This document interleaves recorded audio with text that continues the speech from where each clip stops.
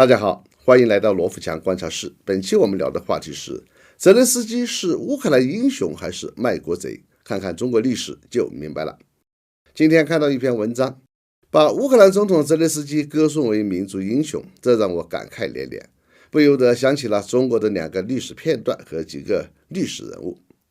中国五代十国的后唐时期出了一个皇帝，他就是后晋开国皇帝石敬瑭。此人在位时间是公元936年至942年，他是后唐第二位皇帝李嗣源的女婿。李嗣源死后，李从珂继位，任命石敬瑭为太原节度使、北京留守。但石敬瑭并不满足，率兵谋反，试图篡位，结果兵败。于是石敬瑭向契丹皇帝耶律德光求救，并向其许诺割让幽云16州给契丹，每年进贡大批财物，以俄国自称。辽太宗耶律德光喜出望外，立即领兵从雁门关南下，用偷袭手段大败后唐军队，然后册立石敬瑭为皇帝。石敬瑭就这样当上了后晋开国皇帝，按照约定将幽云16州割让给契丹人的辽国。这一举动对后世带来的影响也极为深远，直接导致黄河以北以东地区几乎无险可守，为后来的400余年间契丹、女真、蒙古族南下入侵中原创造了极为有利的条件，也为后晋的灭亡埋下了祸根。11年后，后晋被契丹人灭国。实际上，今天的乌克兰同样在续写后唐时期的中国历史。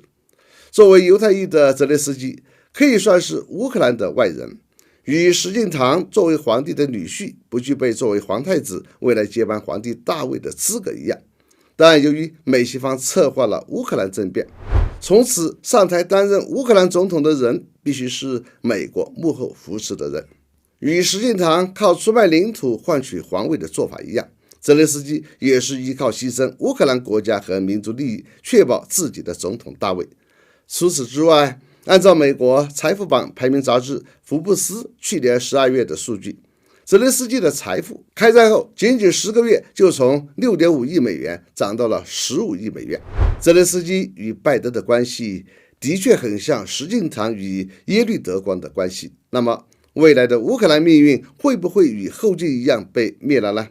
目前已经显现出强烈的迹象。由此可见，泽连斯基是乌克兰的英雄还是卖国贼？我想只要没有利益的左右，人们都会得出客观的结论。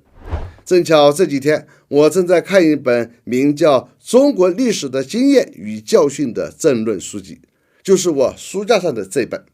该书从春秋的管仲开始讲起，一直讲到北洋军阀，用一个个政治人物对历朝历代的贡献和危害，深刻地阐述了中国2000多年的历史事件与变迁经验和教训，的确值得一读。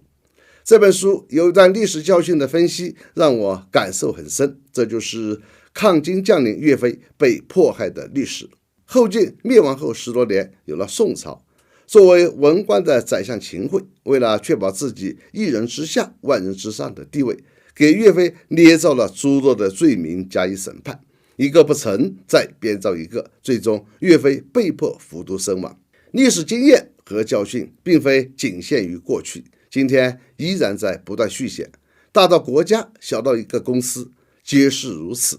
我深入了解的一家公司，从皇帝的篡权上位，再到宰相们不谋事只谋人，奸臣当道，最终导致公司穷途末路，走向灭亡，完全就是活脱脱的石敬瑭后晋微缩版。